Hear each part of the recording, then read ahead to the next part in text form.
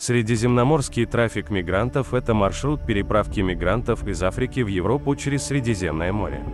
Он получил широкую известность из-за частых массовых гибелей мигрантов при пересечении моря.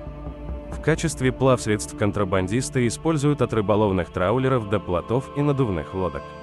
Помимо африканцев, маршрутом пользуются и беженцы из Сирии, спасающиеся от ужасов гражданской войны в своей стране.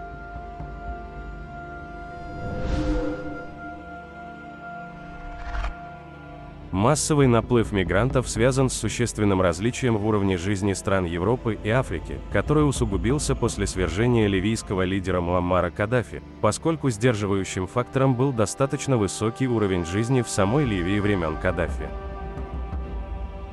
В свое время, в 2010 году, Каддафи предупреждал страны ЕС об угрозе миграции, просил деньги и предлагал сотрудничество, однако лидеры ЕС не только проигнорировали эти предложения, но и приняли активное участие в разрушении ливийского государства. Начальной точкой движения является побережье Туниса и Ливии, порт Зувара, а конечной – Сицилия. Транзитным островом выступает Лампедуза, где пункт по приему беженцев сравнивался с концлагерем 21 века.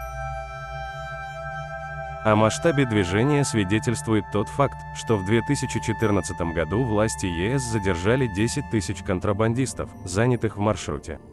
Племя Тебу, сообщается, зарабатывает $60 тысяч в неделю на маршруте. Цены варьируются от контрабандиста к контрабандисту, но поездка по Средиземному морю может стоить от $1000 до $8600. Эта цена обычно покрывает одно место в преднамеренно хлипкой лодке или старой рыбацкой лодке, часто без спасательного жилета.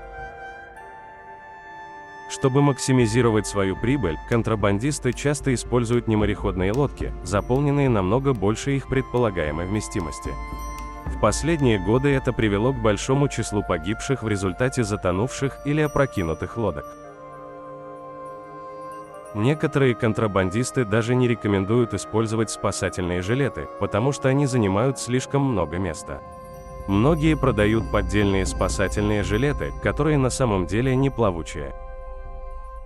Некоторые спасательные жилеты, продаваемые на побережье Турции, имеют этикетки с надписью «Это не спасательное средство». Первый миграционный удар пришелся на начало 2011 года, за 3 месяца, когда по морскому маршруту было переправлено 18 тысяч человек. В 2013 году число мигрантов возросло до 43 тысяч. В 2014 году эта цифра возросла до 51 тысячи мигрантов. Беженцы и другие мигранты используют разные маршруты в Европейский Союз из-за различной миграционной политики. В период с января по сентябрь 2015 года наиболее распространенным было Восточное Средиземноморье. Кроме того, в 2015 году значительно увеличилось число мигрантов, пересекающих Восточное Средиземноморье. За первые 9 месяцев 2015 года по Восточному Средиземноморскому маршруту было почти в 8 раз больше обнаружений – 401 тысяча человек, чем за весь 2014 год – 51 тысяча мигрантов. В 2016 году 181 тысяча мигрантов, в основном из Африки, прибыли в Италию на плотах и судах сомнительного качества. Европейская миграционная сеть сообщает, что на вторичное перемещение мигрантов по прибытии в Европу сильно влияют контрабандисты. По данным ООН, контрабанда людей является преступлением. Однако количество торговцев людьми в Турции увеличилось с 4641 в 2017 году до 6278 в 2018 году. О первых жертвах средиземноморского трафика мигрантов Муаммар Каддафи заявлял еще в 2008 году. Жертвами маршрута мигрантов в 2013 году стали 600 человек, а в 2014 году эта цифра подскочила до 3500. Одна из первых страшных трагедий произошла 3 октября 2013 года, когда в затонувшем у берегов Лампедузы судне погибло 274 мигранта. В СМИ ответственность за трагедию была возложена на руководство ЕС и лично на председателя Европейской комиссии Барозу.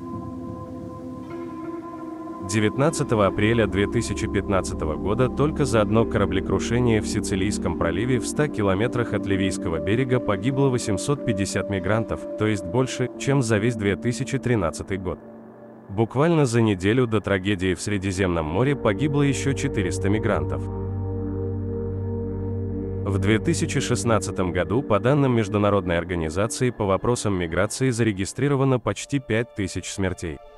В феврале 2017 года на побережье Средиземного моря неподалеку от города Завия были выброшены тела 74 иммигрантов из Африки. Среди них нет ни одного выжившего. Скорее всего, погибло гораздо больше беженцев, так как на берегу была обнаружена разорванная резиновая лодка, на которой обычно перевозят до 120 человек. Для предотвращения гибели людей итальянское правительство в 2013 году запустило программу Mare Nostrum, которая подверглась критике за поощрение маршрута мигрантов. В спасательной операции приняло участие 900 итальянских военных, 32 корабля и авиация. Однако программу пришлось закрыть из-за ее дороговизны. В 2014 году на смену пришла общеевропейская программа «Тритон». Операция «Тритон» проводилась Агентством безопасности границ Европейского Союза Frontex. Операция под контролем Италии началась 1 ноября 2014 года и закончилась 1 февраля 2018 года, когда ее заменила операция «Фемида». В ней принимали участие добровольные взносы 15 других европейских стран, как членов ЕС, так и стран, не входящих в него. Современные технологии позволили процветать бандам контрабанды людей на Ближнем Востоке. В группе Facebook «Рынок контрабандистов» было 640 участников, прежде чем она была удалена Facebook за нарушение стандартов сообщества. Она содержала контактную информацию контрабандистов, варианты цен на поддельные документы, такие как свидетельство о браке, высшее образование и паспорта. Кроме того, контрабандисты используют WhatsApp как способ мгновенного сообщения беженцам о том, что они занимаются контрабандой. Многие мировые лидеры критикуют Турцию за ее слабую политику в отношении контрабанды людей. Президент Греции Прокопис Павлопулос заявил: «Я сильно опасаюсь, что турецкие контрабандисты пользуются поддержкой властей, в частности, пограничников, которые ведут себя так, будто ничего не видели». Другие критики кризиса с незаконным ввозом людей в Средиземноморье говорят, что проблема сохраняется из-за неравномерных усилий европейских стран по пресечению контрабанды. Председатель Европы Институт Кристоф Целленберг заявил: «Приглашая людей, но закрывая все пути, мы по сути строим бизнес-модель для торговцев людьми». Франсуа Крепо, специальный докладчик Организации Объединенных Наций, предлагает, что необходимо для государств, чтобы вернуть рынок мобильности из рук контрабандистов, предлагая безопасные, законные и дешевые решения мобильности для многих, и построить открытый, но контролируемый режим мобильности над поколением.